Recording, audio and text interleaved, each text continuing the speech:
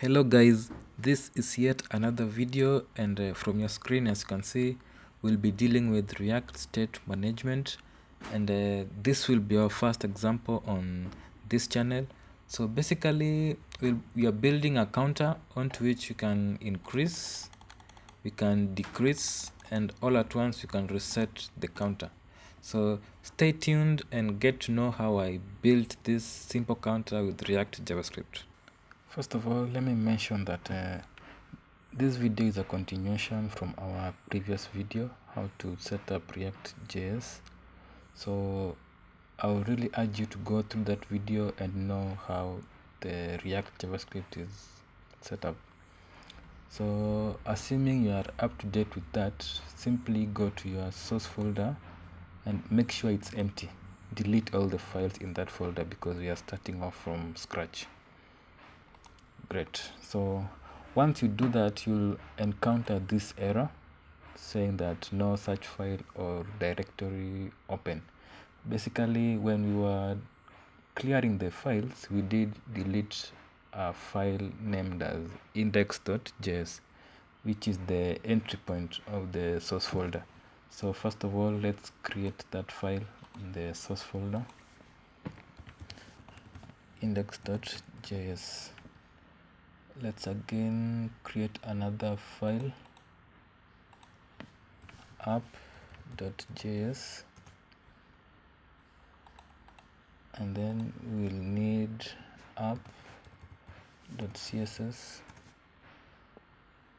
then again we'll need counter.js. So basically with these four files, the logic is simple. The index.js renders the app.js, which renders the counter.js. And then in the app.css, definitely we'll be writing our style sheets for the web page we'll be building. Still nothing showing on our web page because the four files we just created are still empty. So how do you write the code? First of all, the counter.js will be our component in this case, so it will harbor the raw HTML to be displayed on the web page. But remember, the counter.js is a JavaScript file. So how do we embed the HTML onto JavaScript? So that brings us to a concept known as JSX, and the best place to know more about JSX is definitely the documentation. Oftenly, I always encourage going through the documentation as frequently as you can because that's where the rules and guidelines are set on how to use a certain language or some syntax. So at your own time, you can go through this page and get to know more about JSX. Let's go back to our counter.js file and write the code. So first we'll import the React library from React. We'll then write an arrow function. So we'll say const counter is equals to write an arrow function, and then this function will have to return some HTML. Lastly, we'll have to export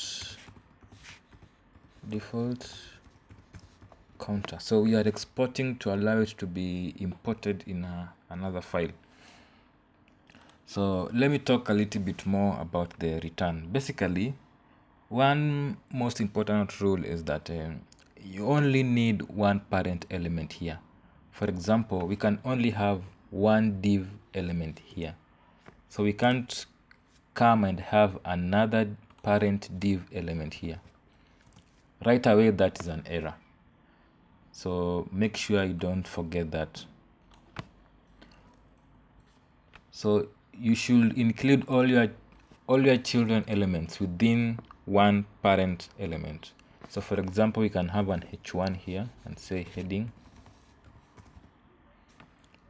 Okay, we are still not seeing anything on our web page because, as I said, the counter.js file is rendered in the app.js file, which for now is still empty. So let's write something on the app.js. So we'll import React from React. Then we'll import the counter from counter.js, and then we'll write a function, name it app, and then this function will return a fragment. There's a difference here. In the counter.js, we did return this HTML, but when we import this counter.js into app.js, we now return that counter fragment, which is this, which we wrote here. So when we come here, we'll simply wrap it into react.fragment and have our counter there. Great. Lastly, we'll have to export default app. Of course, we are still not seeing anything on our web page because our index.js is still empty. So let's write something down. We'll say import React from React. We'll then import React DOM from React DOM. We'll then import the app from app.js. So to render our application, we'll simply say React DOM dot render, which takes two arguments, which is what are you rendering and where are you rendering this app. So we are rendering our app and we are rendering it in a strict mode. So we'll wrap it in react.strict mode and render the app there. Have our app there. Then our second argument, we have a comma. Then our second argument will be a root, or let me just have it the other side. Let me minimize this to see it clearly. We'll have root element. So for now, the root element is not defined, and as you can see from our web page, we are being told that root element is not defined. So the root element basically is where we will be rendering this app. And when I say where, I mean in our index.html, we have a div with an ID of root. So we'll have to access this div and the app will be rendered within this div here. So let's go back to our index.js and we'll say const root element is equals to document dot get element by ID, and it's an ID of root. So that should work for now. Yeah, we are now seeing some display on our page. With all that said and done, let's dive into the main code for this tutorial. So here we will have h2, which is, we'll say react state example 1, which is our counter, and then let's have another div with the class name of inner content, And one thing maybe I didn't mention is that in React JavaScript, instead of class, we use class name. We don't use class. So next we'll have a h1. Let's have a 0 there. And then next we'll have a div with a class name of buttons. And there we'll have some 3 buttons. Button, the first one is increase.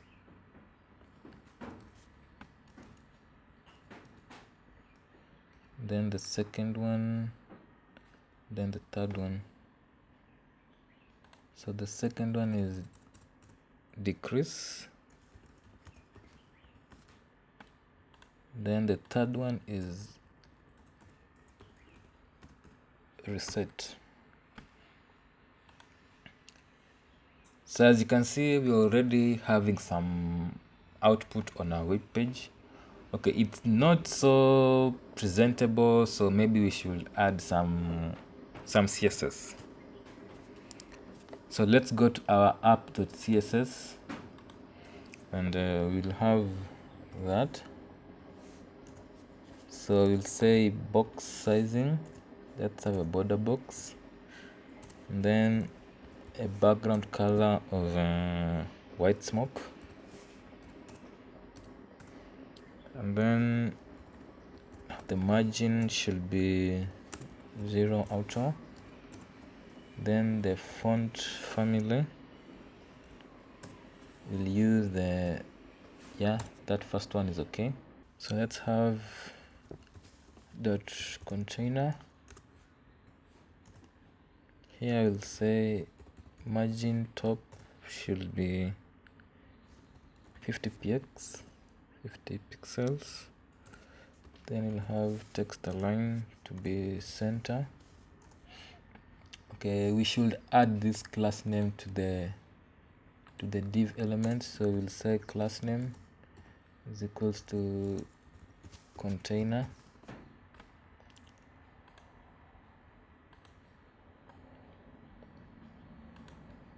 Then the h1,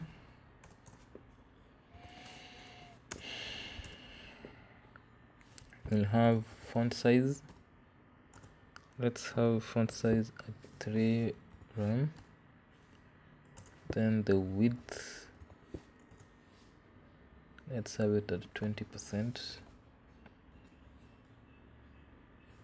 Then let's have a border.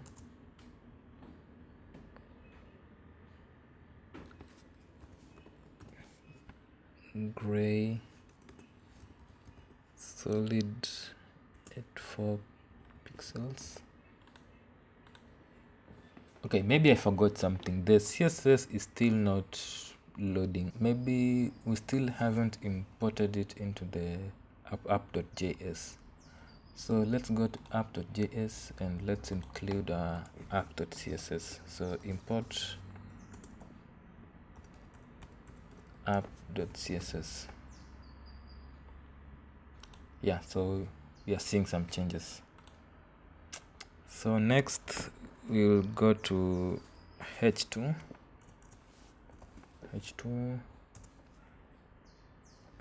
and the background color should be white. Then let's go to inner content.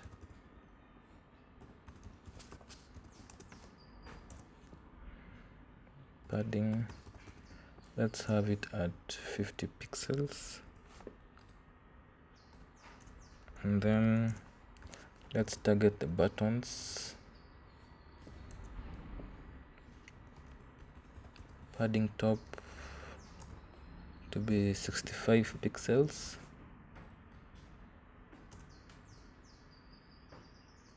Then let's target the individual button. Let's have a margin of 20 pixels.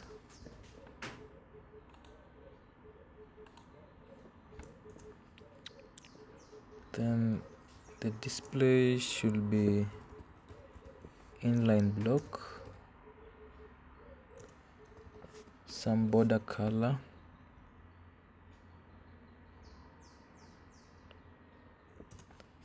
should be transparent, text transformation, let's have capitalize, or we could have uppercase. Then the background color should be, let's use a hex code, hashtag 007 3CF.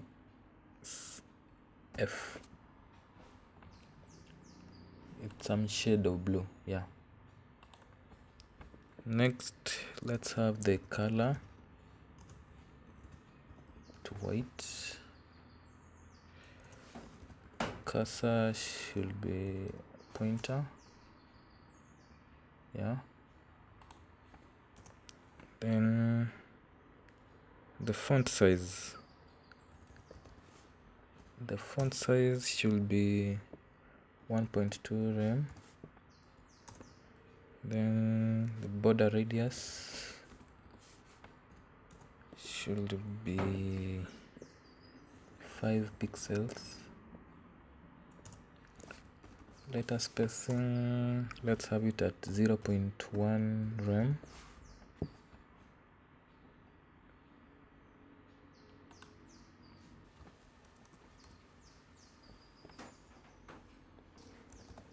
Then our button on hover, let's change the background color to hashtag 003153. So the logic is simple. When we click the increase button, the value here should increase by 1. When we click the decrease button, the value here should decrease by 1. But when we click the reset button, the value should automatically set to 0.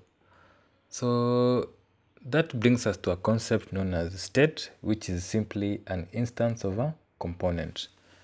It's basically a JavaScript object that stores a component's dynamic data and determine the component's behavior. So first of all, we'll have to import the React hook. So we'll say use state,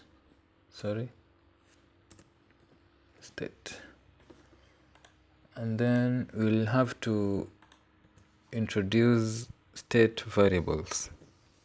So we'll say const number and set number is equals to use state 0. So the variable number assumes the default value of 0. So we can as well have the variable number here, number. So that will still be 0. So from my previous explanation, the increment happens on click. So we'll need to have a handler function which is executed the moment we click this button. So let's have an arrow function. So const handle increase is equals to, so here we'll basically set number to number plus 1, and then we will come to our button, and on click we'll execute handle increase. So let's try out that. If we click increase, yeah, it's increasing by 1. So let's copy this, Let's paste it down there. Let's rename this to handle decrease, and then here we'll simply subtract 1. So we'll come here to the button and click is equals to handle decrease. So you can see the increase button increases by 1 while the decrease button decreases by 1. However, it's going past 0 up to negative, so we don't want to see the negative values. So let's introduce some condition statements. So I'll say if the number is less than 1, leave it at 0. Else we will keep subtracting 1. So let's try out that. Increase by 1, decrease by 1, up to 0, then nothing happens.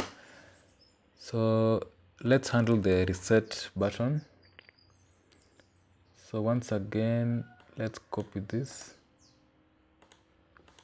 Then let's paste it here. So we'll rename this to handle reset. So here basically we'll be setting the number to 0, just like that.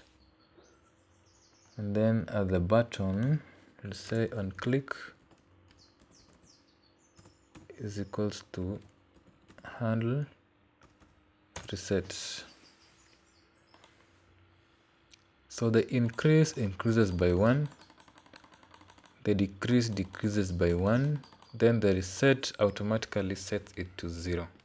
So guys, this was our tutorial for today. We were basically introducing some basics about state when using a functional component. So basically, this will be the third video on this channel. Currently at 16 subscribers, and I just want to say thank you for those who have subscribed.